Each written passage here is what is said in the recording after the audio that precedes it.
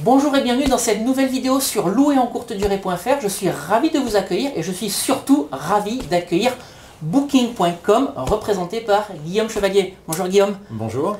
Je vous remercie d'accepter cette interview et dans cette vidéo, ce que je vais essayer de vous transmettre comme message, c'est comment fonctionne Booking, comment est-ce qu'il faut faire pour louer sur Booking, quelles sont les techniques, les astuces à mettre en œuvre si vous voulez vous aussi travailler davantage avec Booking ou peut-être commencer à travailler avec Booking. Guillaume va nous expliquer tout ça dans cette vidéo. Alors avant que je lui pose toutes les questions que j'ai préparées, n'hésitez pas comme d'habitude à vous abonner gratuitement et librement à ma chaîne YouTube en cliquant sur le bouton abonnez-vous qui vient d'apparaître. Ça me permettra de vous tenir informé de la publication de toutes mes nouvelles vidéos dans lesquelles je partagerai avec vous des conseils, des astuces, des retours d'expérience autour de l'immobilier et de la location courte durée. Mais sur cette chaîne, je ferai également intervenir des experts comme Guillaume aujourd'hui présent.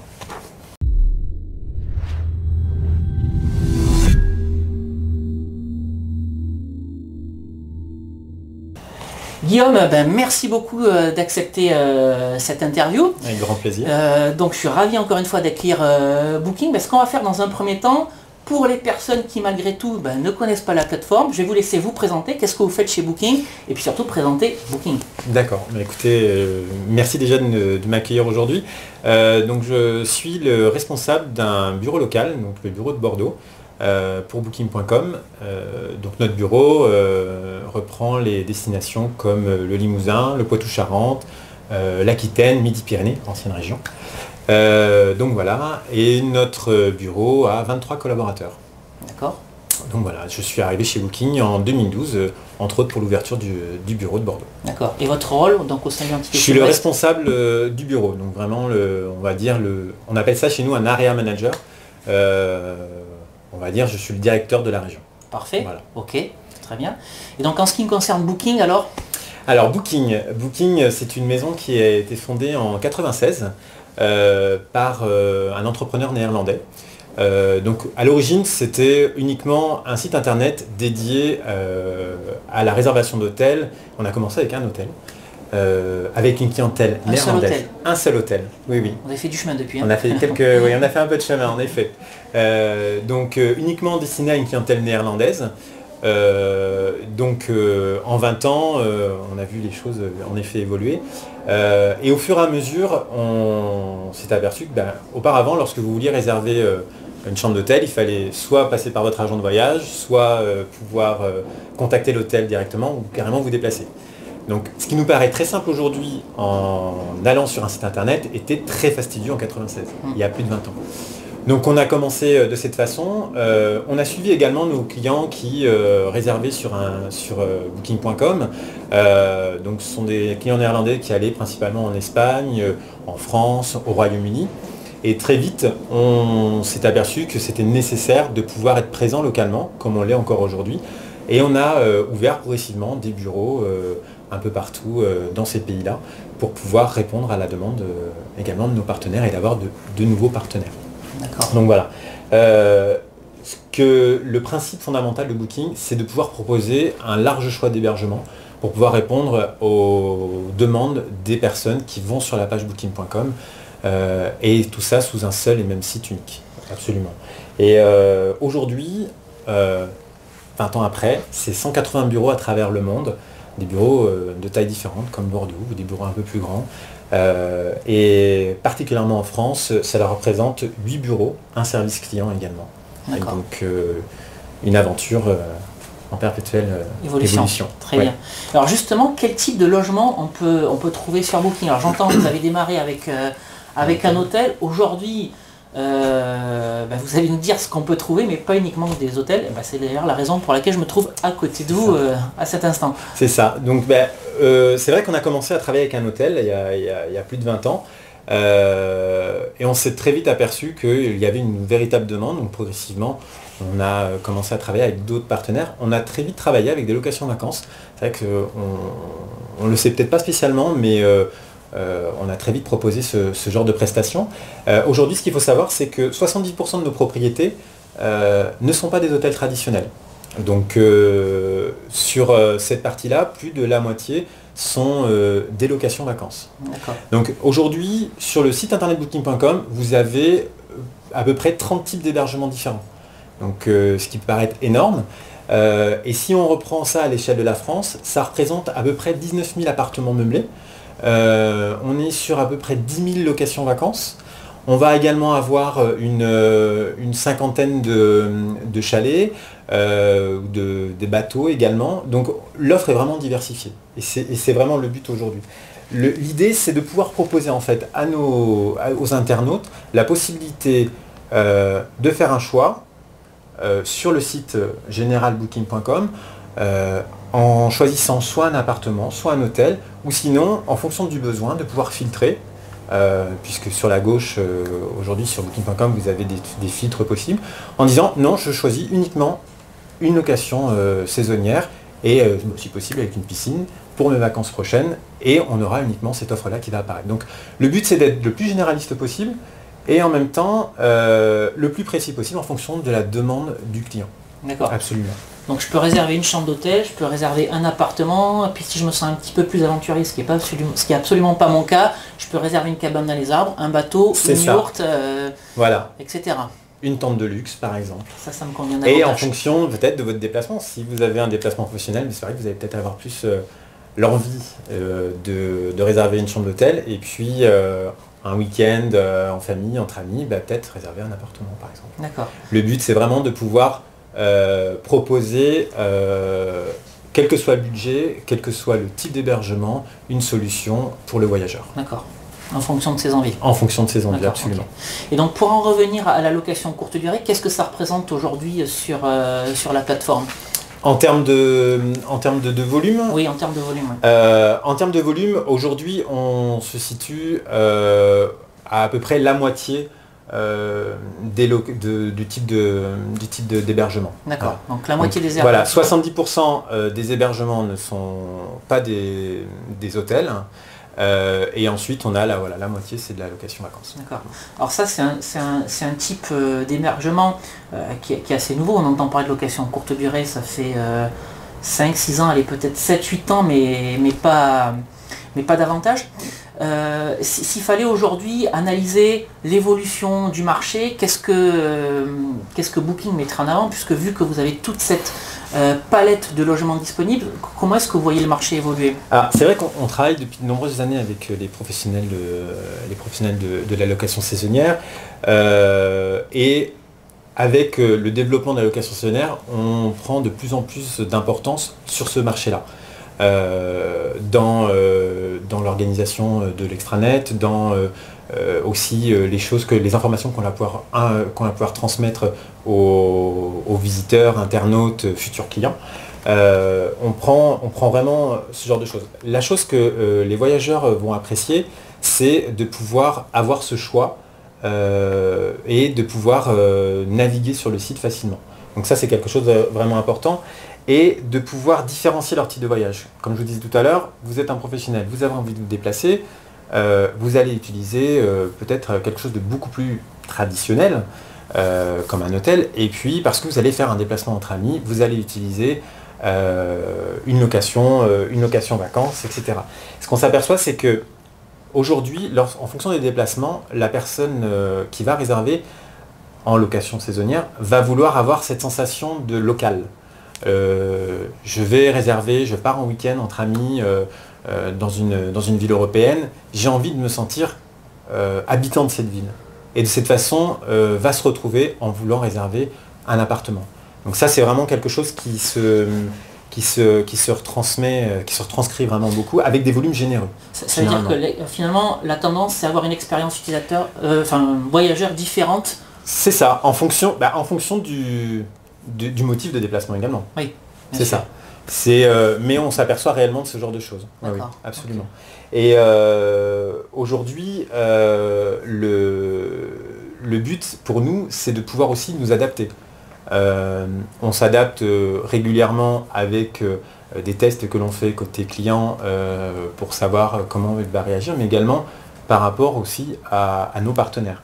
Aujourd'hui, le modèle, on ne peut pas se permettre de faire un modèle standard par rapport à un extranet, ce genre de choses. Donc on essaie d'adapter au maximum via aussi des retours de nos partenaires les réels besoins qu'ont nos partenaires et également que ça soit en phase avec le client, tout le temps. C'est toujours avoir ces deux idées en tête, se dire j'ai un besoin d'avoir de nouveaux clients, le produit booking.com doit également s'adapter par rapport aux nouveaux besoins de ces partenaires-là. Donc ça va du processus de l'inscription, qu'on essaie de rendre le plus intuitif possible, jusqu'au partenariat évidemment avec le partenaire et évidemment la réservation avec le client qui viendra ensuite chez nos partenaires. Ok, parce que j'imagine aussi qu'en fonction de l'origine du client, alors je parle du client voyageur, hein, pas du client partenaire, on a des attentes différentes.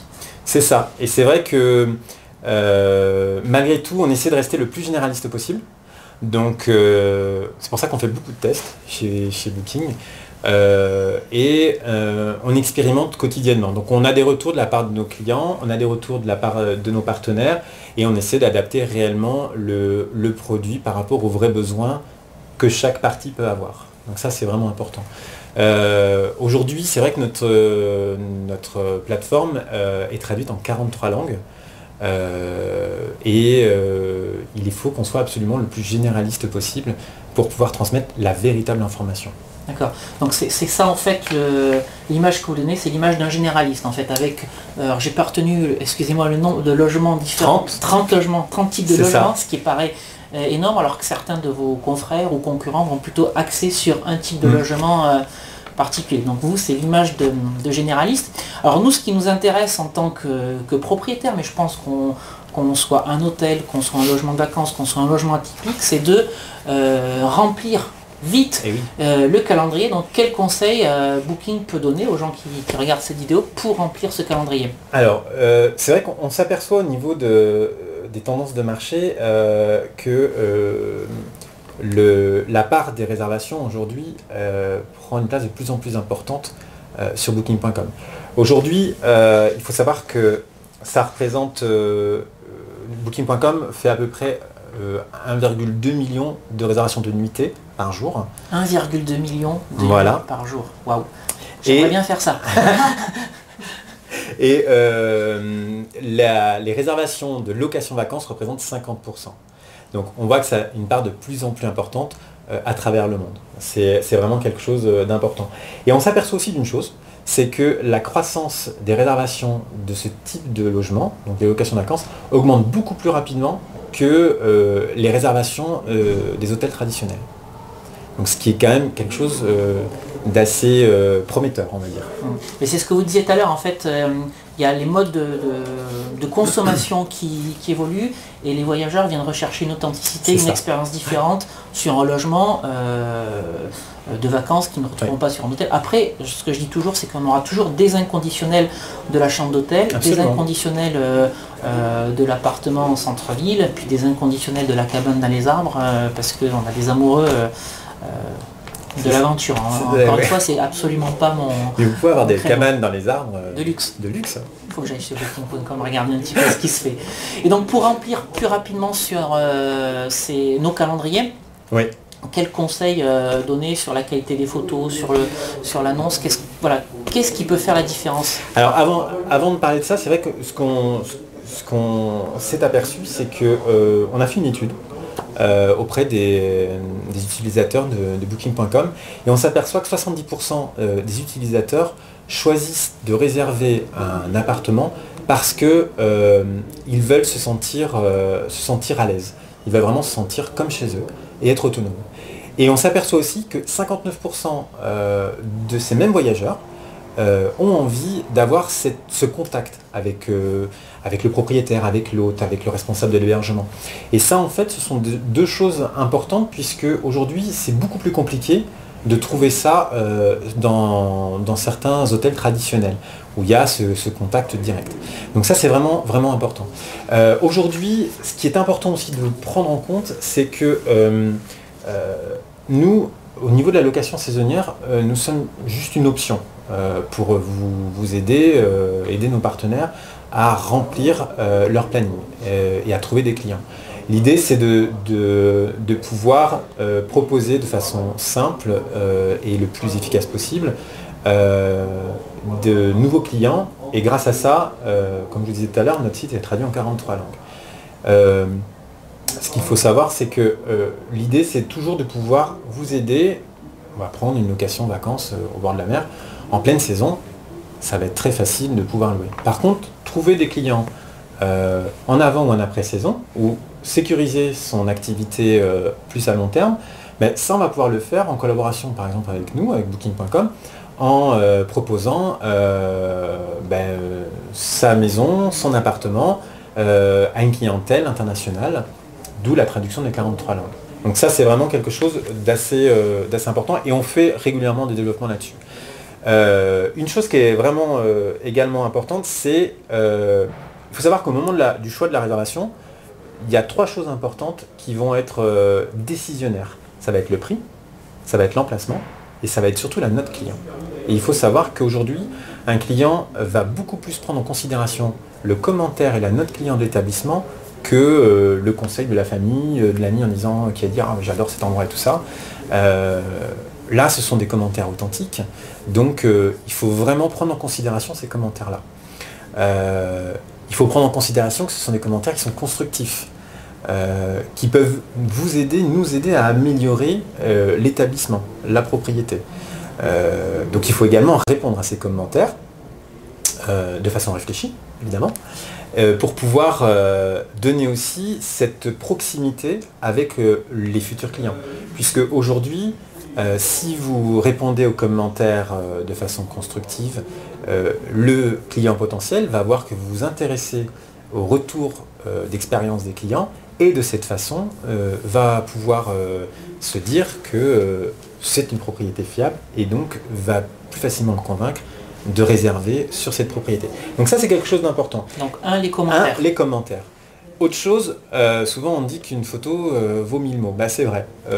Les photos, c'est la vitrine de votre propriété. Donc ce qui est très important, c'est de pouvoir proposer des photos de bonne qualité et en bonne quantité. Vraiment. De pouvoir montrer une photo de salle de bain, parce que ça va correspondre et ça va rassurer certaines nationalités. De pouvoir montrer l'espace qu'il y a dans la pièce de vie ou dans la chambre, la vue sur le jardin ou sur la ville, ou quand vous avez une maison de vacances, s'il y a une piscine, mettre en avant la piscine. En fait, c'est vraiment de ces petits plus qui n'ont pas de mots, en fait, de pouvoir le mettre en avant via les photos. Donc les photos. Ce que je dis toujours, c'est que en fait, la location courte durée, en fait, c'est de la vente par correspondance. Donc il faut attirer le prospect et transformer l'essai pour le faire devenir client. Et ben il y a 36 façons de la pâter. Donc les commentaires, on l'a vu, évidemment, hein, si vous avez des mauvais commentaires, ça ne donnera pas envie de réserver chez vous. Par contre, surtout les jolies photos pour mettre en avant la propriété. Et n'hésitez surtout pas à faire venir des photographes professionnels pour mettre en valeur ce logement. Et un troisième point qui est quand même assez important, et pas des moindres, c'est l'ouverture du planning. C'est vrai qu'on entend beaucoup que les tendances du marché, c'est de la réservation de dernière minute, etc. Le comportement en fonction des destinations peut varier réellement, et la location vacances montre que certaines nationalités, certaines personnes veulent réserver longtemps à l'avance. Donc ce qui est très important, c'est toujours d'avoir une disponibilité constante, et au minimum à 1 an, l'idéal c'est d'être autour de 18 mois, pour toujours avoir cette possibilité de visibilité à long terme. Parce qu'on a aussi des internautes, des futurs clients, qui recherchent et qui organisent leur séjour longtemps à l'avance. Donc c'est très important. Ça, je le constate en fait sur des... donc moi je suis à Toulouse, hein, sur des déplacements professionnels, par exemple des Parisiens qui vont vouloir venir à Toulouse, ça va être de la réservation de dernière minute. Ce que je constate également, c'est que les Australiens, pour ne citer que, vont s'y prendre 9 à 12 mois à l'avance pour la réservation. Mais ça, je peux tout à fait le comprendre. Quand on est en train d'organiser un séjour depuis l'autre bout du monde pour arriver à Toulouse et visiter la France, on réserve le billet d'avion, on va réserver l'appartement ou l'hôtel, donc on s'y prend suffisamment à l'avance. En revanche, pour un déplacement professionnel, c'est peut-être des déplacements, hier encore vous ne saviez pas en étant à Paris que vous alliez venir à Toulouse, boum, vous avez besoin d'un logement de dernière minute. Absolument. Ok. Et c'est vrai qu'il y a également des choses sur lesquelles il faut faire attention, des petites erreurs qu'on peut facilement faire. C'est très important de prendre ça en considération. Je vous parlais des commentaires, c'est vrai qu'un commentaire, les commentaires sont pour des clients qui ont séjourné dans votre établissement. Donc ce sont des commentaires et une expérience réelle. Mais c'est quelque chose en même temps très personnel. Donc parfois, ce que je peux appeler un commentaire constructif n'est pas tout le temps à la première lecture très facile et très agréable à entendre. Mais il faut toujours prendre un certain recul et toujours voir le côté constructif et l'amélioration que cela peut apporter à la propriété.